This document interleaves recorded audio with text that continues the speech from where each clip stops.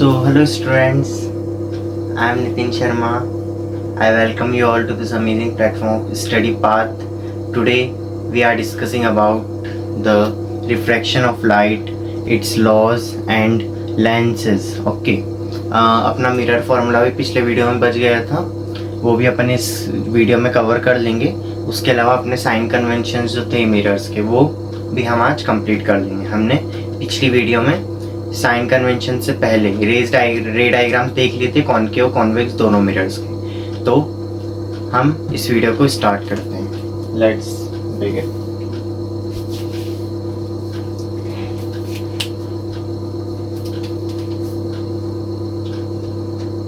अगला टॉपिक है हमारा जो कि है साइन कन्वेंशन.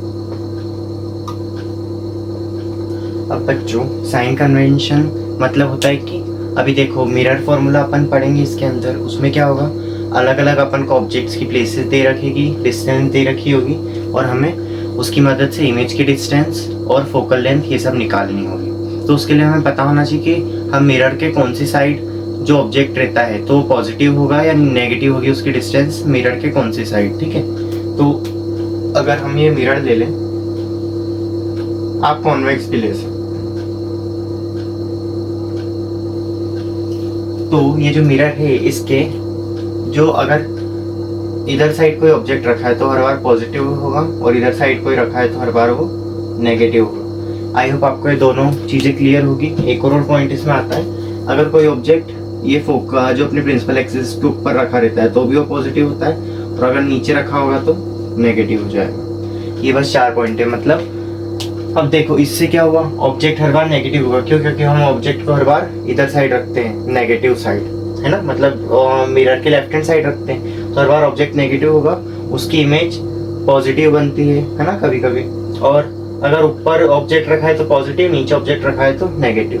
बस ये 4 चीजें आपको समझ आनी चाहिए. सो बच्चों, अब जो हमारा अगला टॉपिक है वो है हमारा मिरर फार्मूला. अब मिरर फार्मूला क्या होता है, बहुत सिंपल फार्मूला है. इसमें आपको फार्मूला यूज करना है और बस उसको अप्लाई करना है क्वेश्चंस के ऊपर. ये बहुत ज़्यादा सिंपल फार्मूला है जिससे हम लिख सकते हैं 1/f is equals to 1/v plus 1/u. बस ये इतना सा हमारा फार्मूला होता है. 1/f equal to 1/v plus 1/u. अब यहाँ पे f क्या है, v क्या है और u क्या है. f है अपनी फोकल लेंथ, v है इमेज डिस्टेंस और u है ऑब्जेक्ट की डिस्टेंस. अब ये किस काम में आता है, अब देखो. अब ये object distance, image distance, focal length, तीनों के बीच में एक रिलेशन. अब इसमें क्या होता है, देखो एग्जाम्स में क्वेश्चन कैसे आता है, आपको एक मान लो कोई एक चीज, मतलब अगर किसी फॉर्मूले में 3 चीजें दे रखी है तो उसमें एक अननोन होगा, 2 की आपको वैल्यू दे रखी होगी. ऐसा ही होता है अभी तक. जैसे मान लो आपको u और v की वैल्यू दे दी, आप 1/f की वैल्यू निकाल के और फिर उसका रेसिप्रोकल कर देंगे तो f की वैल्यू आ जाएगी. ऐसे सिंपल क्वेश्चंस इस पे बेस्ड रहते हैं. अभी मैं आपको कुछ क्वेश्चन सॉल्व करवाता हूँ. सो बच्चों, अब मैंने आपके लिए क्वेश्चन लिख दिया है. अब इस क्वेश्चन को हम रीड करते हैं और इसको सॉल्व करने का ट्राई करते हैं. If an object is place 10 centimetre, अगर एक ऑब्जेक्ट 10 सेंटीमीटर की डिस्टेंस पे है फ्रॉम अ कॉन्वेक्स मिरर. अब देखो कॉन्वेक्स मिरर है, देखो ध्यान से एक चीज समझना, ये कॉन्वेक्स मिरर है अपना. अच्छा, कॉन्वेक्स मिरर में भी हमने रे डायग्राम्स बनाए थे. अगर आपको याद नहीं आ रहे, पेजेस टर्न करके देखो. कॉन्वेक्स मिरर में भी हमने ऑब्जेक्ट को हर बार कहाँ रखा था, इधर ही रखा था. एक बार इन्फिनिटी पे और एक बार इन्फिनिटी से पोल के बीच में कहीं भी, है ना, ये 2 जगह. तो हमने मिरर के लेफ्ट हैंड साइड ही रखा था और लेफ्ट हैंड साइड अगर कोई चीज रहती तो नेगेटिव की होती है. अभी आपको साइन कन्वेंशन में बताया था. तो if an object is placed 10 centimetre from convex mirror, मतलब ऑब्जेक्ट कितना है गिवन, अपन को क्या दे रखा है कि ऑब्जेक्ट, एक मिनट,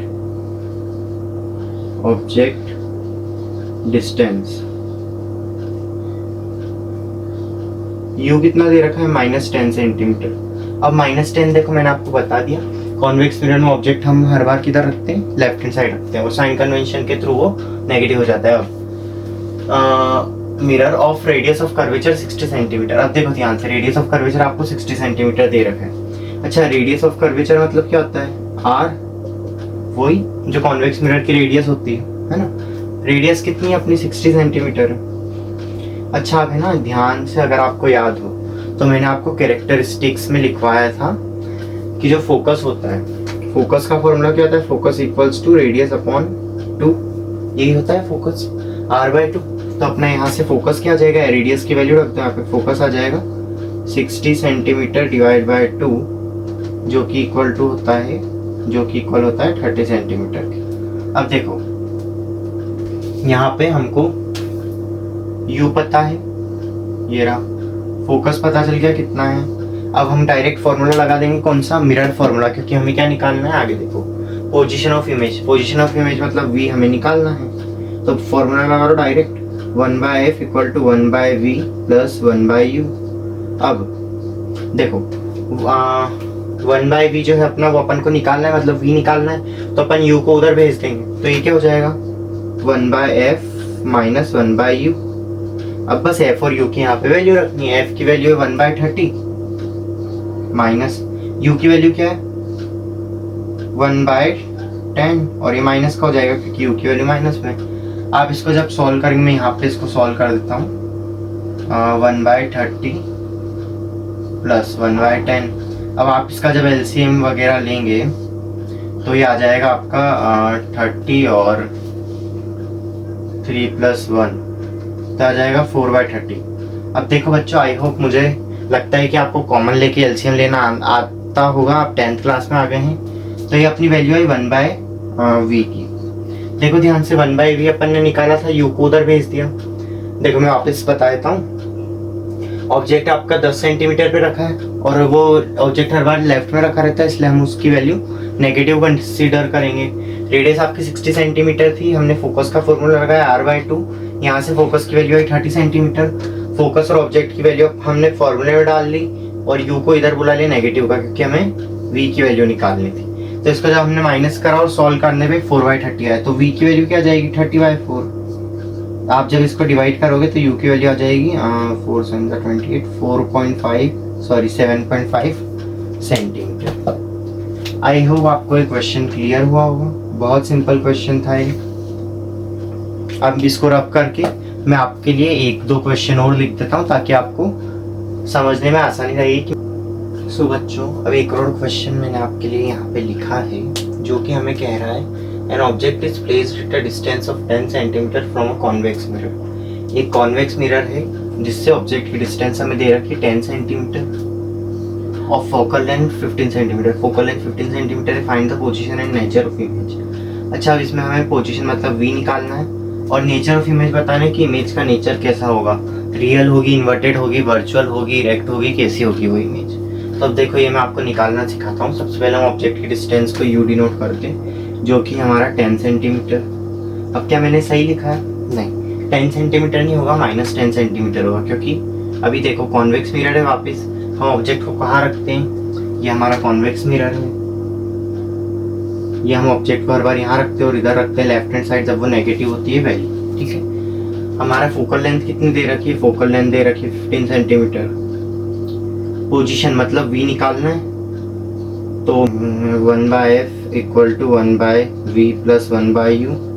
अब हमें v की वैल्यू निकालनी है, तो हम u को उधर भेज देंगे, तो हो जाएगा 1/f माइनस 1/u। ये हो जाएगा 1/v के बराबर। अब 1/v की वैल्यू क्या आ जाएगी? f और v, u की हमें वैल्यू डालनी है। f 1/15 minus 1/10। हम जब इसको आगे सॉल्व करेंगे, इसको मैं यहाँ से वापस सॉल्व कर रहा हूँ, तो हो जाएगा 1/v is equals to 1/15 plus 1/10, तो 1/v इज इक्वल्स टू ये आ जाएगा हमारा 30 और 2 + 3 5/30। तो 1/v की वैल्यू यहाँ से आ जाएगी हमारी 30/5, जो कि काट के हम लिखते हैं 6 सेंटीमीटर।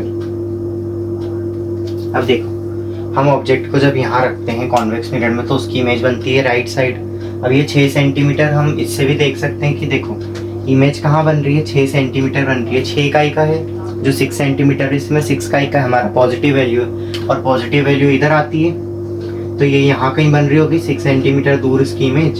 तो अब देखो अगर मिरर के उधर साइड बनती है तो हम क्या कह देते हैं उसको, वो कैसी इमेज है, वर्चुअल एंड इरेक्ट। तो हमने पोजीशन निकाल ली, नेचर निकाल लिया। आई होप आपको ये क्वेश्चन क्लियर होगा। आप इसको नोट डाउन कर लीजिए, फिर आगे हम मैग्निफिकेशन की तरफ मूव ऑन करते हैं। सो बच्चों, हमारा अब नेक्स्ट टॉपिक है मैग्निफिकेशन। मैग्निफिकेशन मतलब आप समझते हैं मैग्नीफाइंग लेंस आता है एक। तो मैग्निफिकेशन मतलब होता है कि हाउ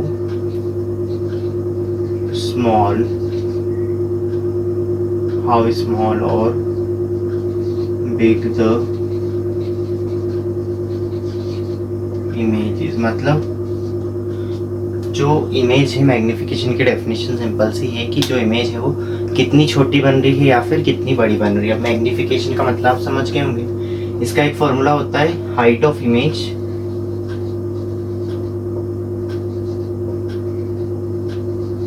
अपॉन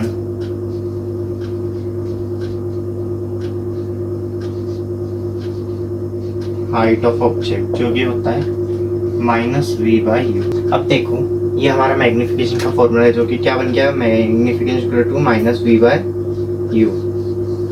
अब मैग्निफिकेशन अगर हमारा पॉजिटिव हुआ और मैग्निफिकेशन अगर हमारा नेगेटिव हुआ तो इस केस में हम क्या कह सकते हैं, अगर मैग्निफिकेशन नेगेटिव हुआ तो यहाँ हमारी रियल और इन्वर्टेड इमेज बनेगी,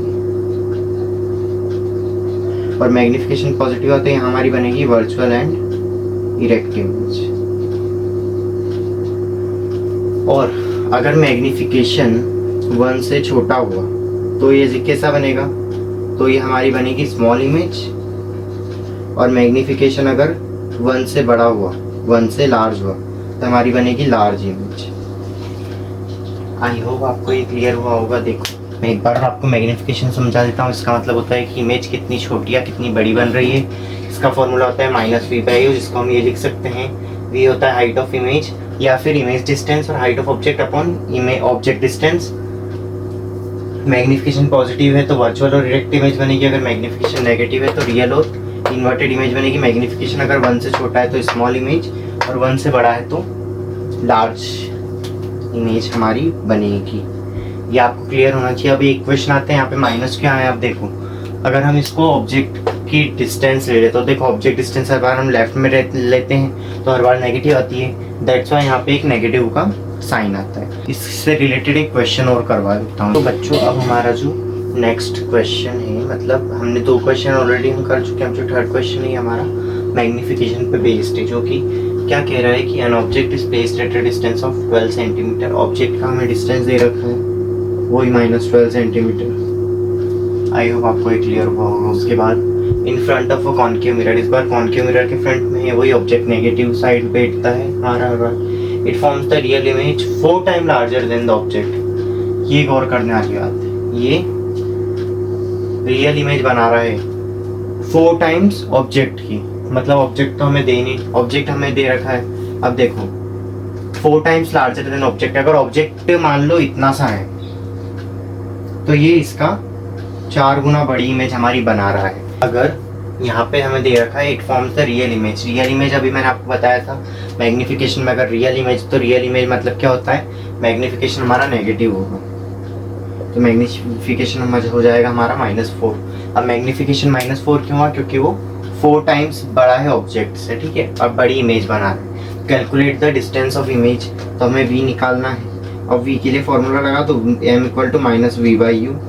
हमें क्या निकालना है, v, तो v को उधर, v को यहीं रहने दो, u को उधर भेज दीजिए आप। तो v हो जाएगा हमारा m × u, ये माइनस का, तो v हो जाएगा -m × u।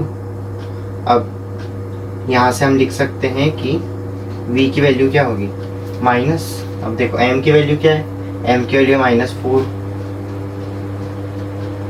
u की वैल्यू हमारी -12। तो जब हम इसकी वैल्यू निकालेंगे तो ये आ जाएगा हमारा कि v = -48 सेंटीमीटर। आई होप आपको क्लियर हुआ होगा। अब नेक्स्ट वीडियो में हम रिफ्रैक्शन ऑफ लाइट के बारे में, उसके रेज डायग्राम, लेंस फार्मूला, ऐसी बहुत सारी चीज़ों के बारे में हम बात करेंगे। तब तक के लिए if you like the video don't forget to subscribe my channel. तब तक के लिए बेटा अब आप इसको पढ़ते रहिए, इसका थोड़ा रिवीजन करिए। अगली वीडियो में हम पढ़ेंगे रिफ्रैक्शन ऑफ लाइट के बारे में। तब तक के लिए बाय बाय, टेक केयर।